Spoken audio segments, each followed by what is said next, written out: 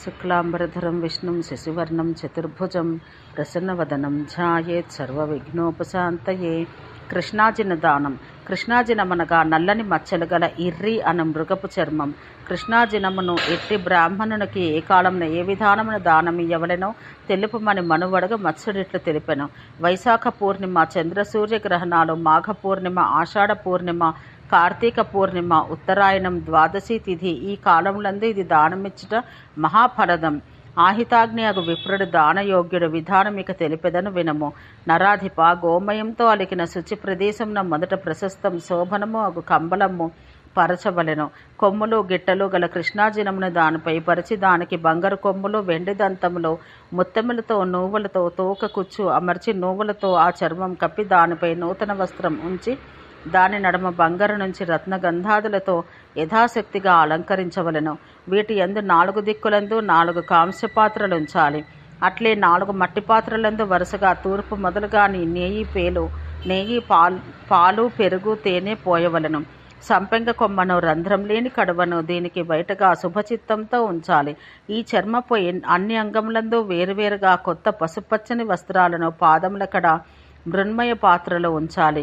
నేను లోభంచే చేసిన కాయిక పాపాలన్నీ నే చేయ ఈ లోహపాత్రాది దానం చే శీఘ్రమే నశించుగాక అన్న మంత్రంతో లోహపాత్రమున దాని ఎడమ పాదం కడ నువ్వులతో నింపి ఉంచాలి. నేను కామవశాన చేసిన పాపాలు నే చేయు ఈ కాంస్యపాత్ర దానంతో నశించుగాక అనుచు తేనెతో నింపిన కంచుపాత్రను చర్మపు కుడిపాదం కడ ఉంచవలను. పరుల నిందించుట, వారిపై కొండములు చెప్పుట, పృష్ఠ మాంస భక్షణం, వేణిచే కలిగిన పాపం తామ్రపాత్ర దానం చే నశించుగాక.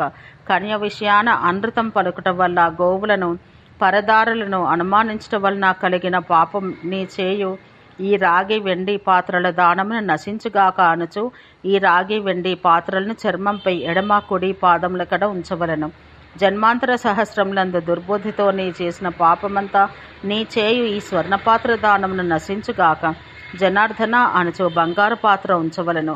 బంగారు ముత్యములు, పగడములు, దానిమ్మ పండ్లు, మాది ఫలములు ప్రశస్త పాత్రములందు చెవులయందు గిట్టలయందు ప్రశస్త పాత్రమందుంచి చెవులయందు గిట్టలయందు కొమ్ముల నడిమి చోటునందు ఇంకను సర్వశాఖ ఫలములతో కూడా ఉంచవలను. ఈ దానం గ్రహించు ఆహితాగ్నియగు బ్రాహ్మణుడును స్నానం చేసి దోవతి ధరించి ఉత్తరీయం వేసుకుని యథాశక్తిగా అలంకరించుకోవాలి. అతడు దీన్ని తోకవైపున ప్రతిగ్రహించాలి. దానమంత్రం ఇది.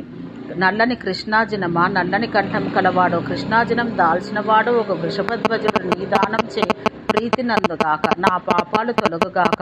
ఈ కృష్ణాజిన దానమైన తర్వాత దాత ఆ విప్రుని సమానుడు. అతన్ని దానకాల శ్రాద్ధములందు దూరంగా విడవదగును, తాకరాదు. అంతటా ఆ విప్రుని అతని ఇంటికి పంపి దాత మంగళ స్నానం చేయవలను. చెంపక శాఖతో కూడిన కుంభమందరి జలముతో ఆచార్యుడు ఆ కుంభమును దాత శిరంపైగా ఉంచి అతని తలపై అప్యాయస్వ సముద్ర జ్యేష్ఠాహ అను ఈ మొదలగు 16 రుక్కలతో జలం ప్రోక్షించాలి. తర్వాత దాత కొత్త వస్త్రాలను జత నుండి చించని దాన్ని ఒకటి ధోవతిగా మరొకటి ఉత్తరీయంగా ధరించి ఆచమించినచో శుచియగును. ఆ కుంభమును మిగిలిన పదార్థ శేషమును 4 త్రోవలు కలిసిన చోట పారవేయవలను. దీనిచే కలుగు భగవత్ ప్రీతి ఇంత అని చెప్పుట దేవతలకును శక్యం కాదు.